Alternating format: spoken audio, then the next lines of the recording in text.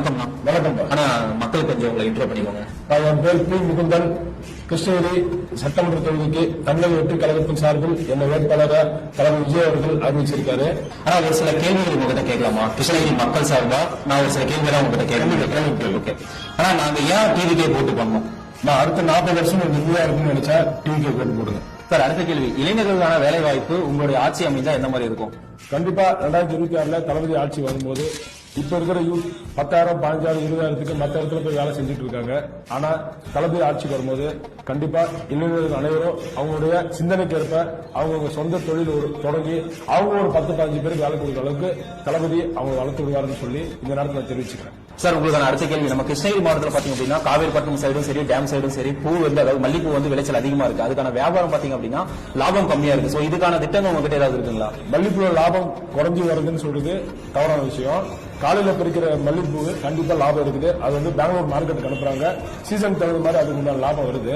ஆனா ஈவினிங்ல பறிக்கிற பூக்கு மட்டும் நம்ம ஆளுங்க விவசாயிங்க வந்து ரோட்ல வச்சு விற்கிற நிலைமை இருக்கு. அந்த ஈவினிங் பறிக்கிற பூக்கு மட்டும் நாங்க என்ன பண்ண போறோம்னா ஒரு சென்ட் ஃபேக்டரி ஒன்று அமைச்சு அந்த பூவெல்லாம் வந்து சென்ட் ஃபேக்டரிக்கு போய் அதுல உண்டான லாபத்தை வந்து விவசாயிகளுக்கு கண்டிப்பா சேர்ற மாதிரி நாங்க ஏற்படும். அது பாசிபிளா சார்? அந்த மாதிரி சென்ட் ஃபேக்டரி தமிழ்நாட்டில் நம்ம கிருஷ்ணகிரியில கொண்டு வருது 2026 தளபதி ஆட்சி வந்து இம்பாசிபிள்ன்ற வார்த்தையே கிடையாது. உங்களுக்கான அடுத்த கேள்வி, நம்ம கிருஷ்ணகிரி மாவட்டத்தில் இப்ப வரைக்கும் பாத்தீங்க அப்படின்னா நிறைய ஓட்டு வீடு வந்து காணப்படுது. இதை பத்தி நீங்க என்ன நினைக்கிறீங்க? கண்டிப்பா 40 வருஷம் பெரிய பெரிய கட்சி 2 பக்கம் ஆண்டு பிரிச்சுட்டாங்க. 40 வருஷம் இந்த மாதிரி கட்சிகள் ஆண்டு கூட இன்னுமே ஓட்டு வீடு இருக்குதுன்னு சொன்னா அது நம்மளுக்கு கேவலம் தான். சார், உங்களுக்கான அடுத்த கேள்வி, நம்ம கிருஷ்ணகிரி மாவட்டத்தில் பெரிய பெரிய கம்பெனி இல்ல அப்படின்னாலும் இந்த ரோட் சைட்ல இருக்கிற வியாபாரிகள் அதிகம். சோ அவங்களுக்கான உங்களோட திட்டம் என்னவா இருக்கும்? கண்டிப்பா ரோட் சைடு வியாபாரம் பாத்தீங்கன்னா மெயினா வந்து பாத்தீங்கன்னா பூக்கடையும் காய்கறி கடை பழக்கடை மட்டும்தான். இது மூணுக்குமே வந்து நம்ம கரெக்டான இடம் கிடையாது.